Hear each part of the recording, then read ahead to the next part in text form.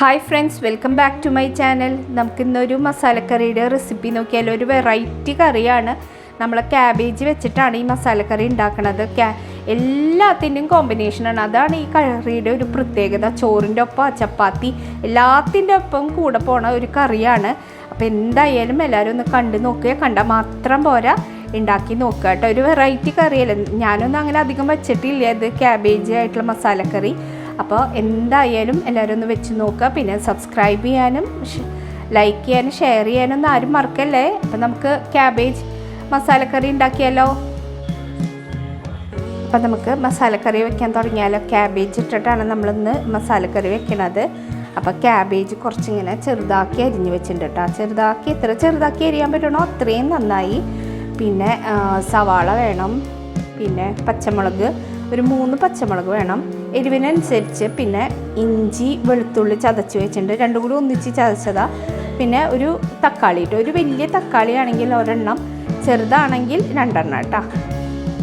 അപ്പോൾ നമുക്ക് ക്യാബേജ് മസാലക്കറി വെക്കാൻ തുടങ്ങാം കേട്ടോ. അപ്പം നമ്മൾ വെളിച്ചെണ്ണ ഒഴിച്ച് കൊടുത്തിട്ടുണ്ട്. വെളിച്ചെണ്ണ ചൂടായി വന്നപ്പോൾ ഇതിൽ മസാല ഇടുന്നുണ്ട് കേട്ടോ. മസാല എന്താ പറയുക, പട്ട, പിന്നെ തക്കോല ഇടുന്നുണ്ട്,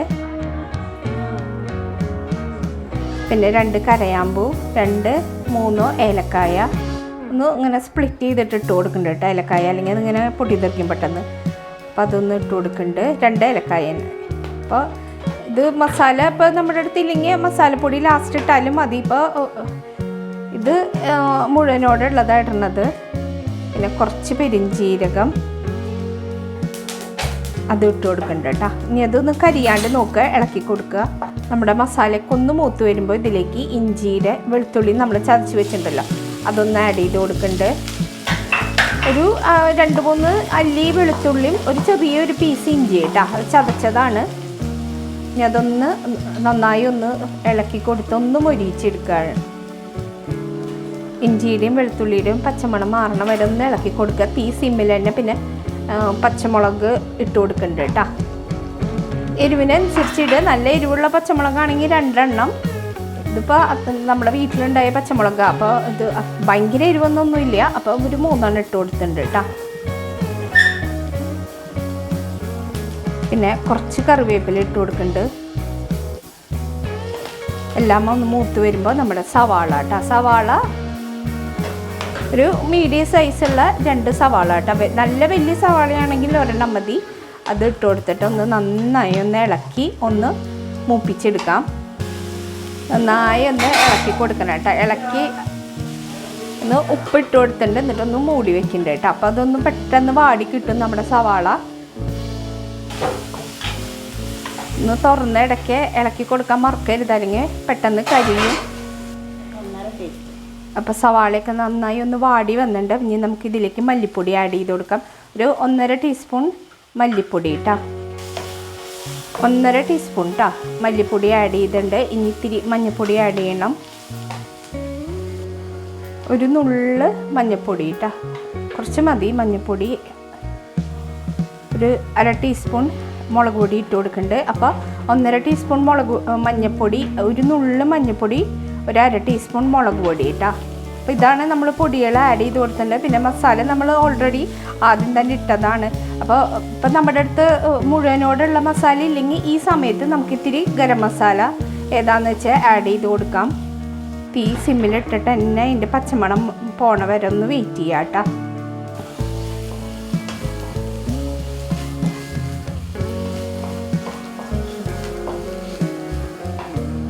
അപ്പോൾ പച്ചമണമൊക്കെ പോയി, നല്ല എന്താ പറയുക പച്ചക്കുത്തൊക്കെ പോയിട്ടുണ്ട് കേട്ടോ. ഇനി ഇതിലേക്ക് നമുക്ക് തക്കാളി ആഡ് ചെയ്ത് കൊടുക്കാം. ഒരു വലിയ തക്കാളി കേട്ടോ. 1 എണ്ണം ആണെങ്കിൽ, ഒരു വലുതാണെങ്കിൽ 1 എണ്ണം, മീഡിയം സൈസ് ആണെങ്കിൽ 2 എണ്ണം. ഇളക്കി തക്കാളി നന്നായി വേവണം കേട്ടോ. തക്കാളിയുടെ എന്താ പറയുക പച്ചക്കുത്ത് പോയില്ലെങ്കിൽ നമ്മുടെ മസാലക്കറി ടേസ്റ്റ് ഉണ്ടാവില്ല. അപ്പോൾ സിമ്മിലിട്ടിട്ട് തന്നെ നന്നായി വേവിച്ചെടുക്കുക തക്കാളി കേട്ടോ. അതിപ്പോൾ ഏത് മസാലക്കറി വെക്കുമ്പോഴാണെങ്കിൽ നമ്മൾ ശ്രദ്ധിക്കേണ്ട ഒരു കാര്യമാണ് തക്കാളി വേവുക, പിന്നെ പൊടികളുടെ പച്ചക്കുത്ത് പോവുക. ഒന്ന് അടച്ച് വെച്ച് തക്കാളി വേവണ വരെ ഒന്ന് വെയിറ്റ് ചെയ്യാം കേട്ടോ. അപ്പം നമ്മുടെ തക്കാളി ഇപ്പോൾ നമ്മുടെ തക്കാളിയൊക്കെ നന്നായി വെന്ത് വന്നിട്ടുണ്ട്. ഇനി ഇതിലേക്ക് നമുക്ക് നമ്മൾ കട്ട് ചെയ്ത് വെച്ചിട്ടുള്ള ക്യാബേജ് ആഡ് ചെയ്ത്, തക്കാളി വേവണം കേട്ടോ, അല്ലെങ്കിൽ എന്താ പറയുക ഈ പറഞ്ഞ പോലെ ടേസ്റ്റ് മാറും. അപ്പോൾ തക്കാളി വേവണം ശ്രദ്ധിക്കുക. അതിന് ശേഷം നമ്മൾ കട്ട് ചെയ്തിട്ടുള്ള ക്യാബേജ് ഇട്ട് കൊടുത്ത് നന്നായി ഒന്ന് ഇളക്കുക. ഉപ്പ് കല്ലുപ്പ് ആഡ് ചെയ്ത് കൊടുക്കുക. കല്ലുപ്പ പൊടിയപ്പം അതൊക്കെ നമ്മുടെ ഇഷ്ടം അനുസരിച്ച് കേട്ടോ.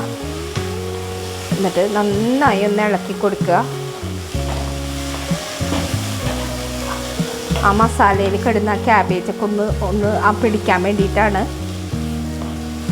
ഒന്ന് അടച്ച് വെച്ചൊന്ന് വേവിച്ചെടുക്കാം കേട്ടോ. നമുക്ക് ആ ക്യാബേജ് ഒന്ന് ജസ്റ്റ് ഒന്ന് വാടി വരണ വരെ ഒന്ന് വെയിറ്റ് ചെയ്യാം. നമ്മുടെ ക്യാബേജൊക്കെ ഒന്ന് വാടി വന്നിട്ടുണ്ട്. ഇനി ഇതിലേക്ക് നമുക്ക് പാൽ ഒഴിക്കണം കേട്ടോ. ഞാൻ ആദ്യം തൻപാൽ അല്ല മറ്റേ രണ്ടാം പാലാണ് ഒഴിക്കണത്. ഇത്തിരി വെള്ളം ഒഴിച്ചടിച്ചിട്ടുള്ള പാൽ. അതിന് ശേഷം നമുക്ക് തൻപാൽ ഒഴിച്ചു കൊടുക്കാം. അപ്പോൾ പാലൊന്ന് ഒഴിച്ചു കൊടുക്കട്ടെ കേട്ടോ. അപ്പം നമ്മൾ പാൽ ഒഴിച്ചു കൊടുത്തിട്ടുണ്ട് കേട്ടോ. എന്നിട്ട് നന്നായി ഒന്ന് ഇളക്കി കൊടുക്കുക. ആ നാളികേര പാലിൽ കിടന്നിട്ട് നമ്മുടെ ക്യാബേജും മസാല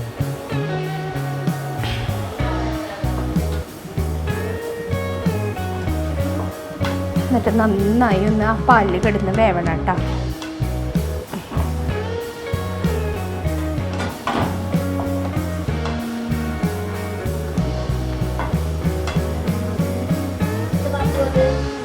ആ പാലിൽ കിടന്നിട്ട് ഇത് വേവുമ്പോഴാണ് ഈ മസാലക്കറിയുടെ ടേസ്റ്റ് ആ ക്യാബേജിലേക്ക് നാളികേരപ്പാലൊക്കെ ഒന്ന് പിടിക്കണം. വെന്ത് വന്നിട്ടുണ്ട് കേട്ടോ. ഇനി നമുക്ക് നമ്മുടെ തൻപാൽ ഒഴിച്ചു കൊടുക്കാം. ഒന്നാം പാലുണ്ടല്ലോ അത് ഒഴിച്ചു കൊടുക്കുന്നുണ്ട്. പിന്നെ ഈ കറി ഭയങ്കര ലൂസായിട്ടുള്ള കൺസിസ്റ്റൻസി അല്ല, ഇത്തിരി കുഴമ്പായിട്ടുള്ള പരിവാട്ടാ. ഇത് ചോറിൻ്റെ ഒപ്പം നൂലപ്പത്തിൻ്റെ ഒപ്പം എന്താ പറയുക ചപ്പാത്തിയുടെ ഒപ്പം ഒക്കെ കഴിക്കാൻ പറ്റിയൊരു ക്യാബേജ് മസാലക്കറിയാണ്. വെച്ച് നോക്കിയാൽ തന്നെ ഇതിൻ്റെ ടേസ്റ്റ് നമുക്ക് മനസ്സിലാവുള്ളൂ. നല്ല ടേസ്റ്റാണ്. എല്ലാത്തിൻ്റെ കൂടെ കോമ്പിനേഷനാണ് ഈ കറി. നമ്മുടെ കറി ഇവിടെ ഏകദേശം റെഡി ആയിട്ടുണ്ട്. ഇപ്പം അധികം തിളക്കേണ്ട, ഒരു തിളങ്ങനെ വന്നാൽ മതി. പിന്നെ ഉപ്പൊക്കെ ഒന്ന് നോക്കും, ഉപ്പ് കുറവുണ്ടെങ്കിൽ ആഡ് ചെയ്ത് കൊടുക്കുക. ലാസ്റ്റ് നമ്മുടെ കയ്യിലുണ്ടെങ്കിൽ മല്ലിയില ആഡ് ചെയ്ത് കൊടുക്കുക. ഇതിപ്പോൾ നമ്മൾ വീട്ടിലുണ്ടാവുന്ന മൈസൂർ മല്ലി എന്ന് പറയില്ല, മല്ലിയിലയുടെ ടേസ്റ്റ് ഉള്ളത്, അതാണ് ആഡ് ചെയ്ത് കൊടുത്തിട്ടുള്ളത്. നമ്മുടെ കയ്യിലുണ്ടെങ്കിൽ ചേർക്കുക, അല്ലെങ്കിൽ ഇത്തിരി കറിവേപ്പിലിട്ടിട്ട് ഗ്യാസ് ഓഫ് ചെയ്യുക കേട്ടോ. അപ്പം നമ്മുടെ കറി ക്യാബേജ് മസാലക്കറി ഇവിടെ റെഡി ആയിട്ടുണ്ട്. ഒന്ന് ഇളക്കി കൊടുക്കുക. അപ്പോൾ എന്തായാലും എല്ലാവരും ഒന്ന് ഉണ്ടാക്കി നോക്കുക. അപ്പോൾ thank you friends for watching.